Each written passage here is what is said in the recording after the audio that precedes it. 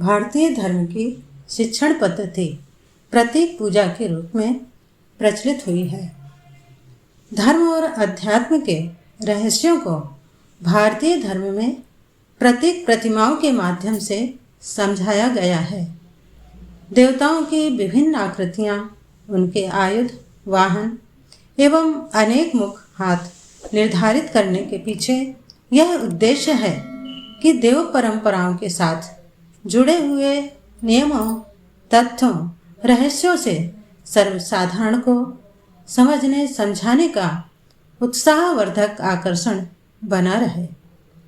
बच्चों को अक्षरों की पहचान का कबूतर, खा खरगोश आदि प्रतीकों के माध्यम से कराई जाती है। आजकल तकनीकी शिक्षण में भी यही पद्धति उपयोगी मानी जाती है। ऋषियों ने समष्टिगत चेतना और उसके अनुशासनों का बोध प्रतीक पूजा के माध्यम से कराया था। हर देव प्रतिमा एक दृश्यमान पाठ्य पुस्तक है, जिसके माध्यम से जीवन दर्शन और आत्मविज्ञान के गूढ़ रहस्यों को बाल बोध की तरह समझा और समझाया जा सकता है।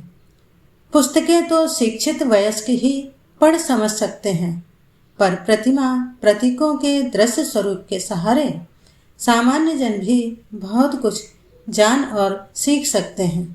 प्रतिमाओं का स्वरूप ही ऐसा है। अनेकता के बीच एकता दिखने की यह पद्धति मनोरंजक भी है और सारगर्भित भी है, व्यवहारिक भी और दूरदर्शितापूर्ण भी है। इस स्थापना में मानव मनोविज्ञान का समुचित ध्यान रखा गया है। देव प्रतिमाओं में से गणेश जी के स्वरूप की विवेचना को समझेंगे। गणेश जी अर्थात समूह के प्रमुख। समूह का प्रमुख कैसा होना चाहिए, मूर्ति में वही लक्षण दर्शाए गए हैं।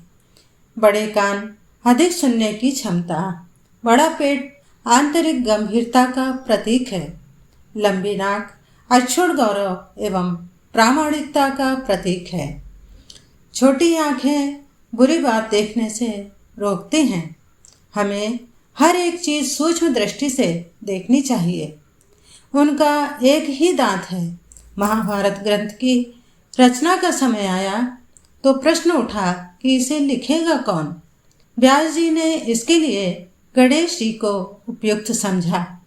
इस हेतु एक सुदृढ़ लेखनी की आवश्यकता थी। गणेश जी ने अपना दांत उत्तम समझा और उसका प्रयोग किया। विद्या उपार्जन के लिए, श्रेष्ठ कार्यों के लिए प्रिय से प्रिय वस्तु का त्याग करना पड़े तो पीछे नहीं हटना चाहिए।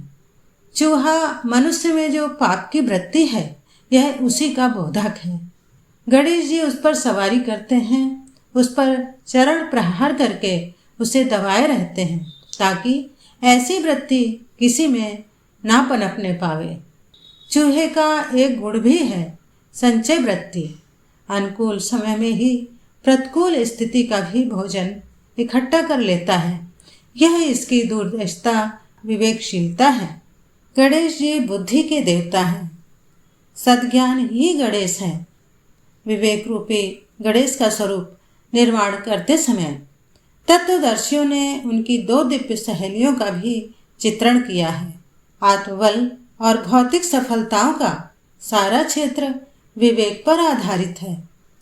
इसी तथ्य को गणेश और उनकी सहचरी रिद्धि सिद्धि के रूप में प्रस्तुत किया गया है। रिद्धि अर्थात आत्मज्ञान, आत्मबल, आत्मसंतोष, अतरंग उल्लास, आत्मविस्तार, सुसंस्कारिता एवं ऐश्वर्य। सिद्धि अर्थात प्रतिभा, स्फूर्ति, साहसिकता, समृद्धि, विद्या, समर्थता, सहयोग, संपादन एवं वैभव। लगभग यही विशेषताएं गायत्री और सावित्री की हैं। गणेश जी पर दोनों को चवर डुलाना पड़ता है। विवेकवान आत्मिक और भौतिक दोनों दृष्टियों से सुसंपन्न होते हैं। संक्षेप में गणेश के साथ अविच्छिन्न रूप से जुड़ी हुई रिद्धि सिद्धियों के चित्रण का यही तात्पर्य है। गणेश जी के एक हाथ में अंकुश, दूसरे में मोदक है। अंकुश अर्थात अनुशासन, मोदक अर्थात सुख साधन। जो अनुशासन साधते हैं वे अभिष्ट साधन भी जुटा लेते हैं। गणेश जी से संबंध इन दो उपकरणों का यही संकेत है। रिद्धि अर्थात आत्मिक उत्कृष्टता, सिद्धि अर्थात भौतिक समर्थता। मर्यादाओं का अंकुश मानने वाले, संयम साधने वाले हर दृष्टि से समर्थ बनते हैं। उन्हें सुख साधनों की, सुविधा संपन्नता की कमी नहीं रहती। उत्कृष्ट व्यक्तित्व संपन्न व्यक्ति सदा मुदित रहते हैं, प्रसन्नता बांटते बिखेरते देखे जाते हैं।